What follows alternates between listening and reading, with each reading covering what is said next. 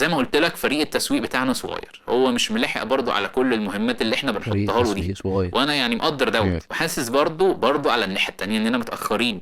فيعني عايزين نعمل كامبينز، عايزين حاجات كتير، فرأيك طيب ايه؟ بص، هو ده عشان كده الاي اي موجود، ان احنا نبدا نستخدم الاوتوميشنز. ده دور الاي اي، انه يطلع لك بقى التقارير الشهريه بتاعت الحملات، بدل ما تجمع بقى التقارير يبقى في اداه ذكاء اصطناعي تطلع لك كل دوت لغايه عندك. حاجات تعمل لك البوستات، تعمل لك الفيديوهات. كل ده بقى سهل من خلال الاوتوميشنز. التصميمات بقى فيه اوتوميشن، تدخل له الفكره هو يطلع لك اصلا كل حاجه، ويعمل لك بوستنج ليها كمان. السكيدجول بتاع البوستات ده ممكن يحصل، يعني في اوتوميشن ممكن يبقى موجود يعمل كل العمليات دي كلها، ويبقى بيبوست كمان، ويعمل لك بعد كده تقرير، ويجي لك التقرير لغايه عندك كمان على الواتساب. بدل ما تتعب فريق التسويق على انه يبقى بيعمل شغل الديجيتال ده، لا، ممكن الاي اي هو اللي يبقى بيقوم يعني بالحته دي، بدل ما احنا نبقى تعبانين في الجزء ده. فانا ممكن اعمله لك على فكره بعد الكونسلتيشنز، علشان برضو ايه ابقى يعني بريحك خالص من الهم ده، فدي حاجه تبقى بتسرع لك يعني الشغل باذن الله اكتر.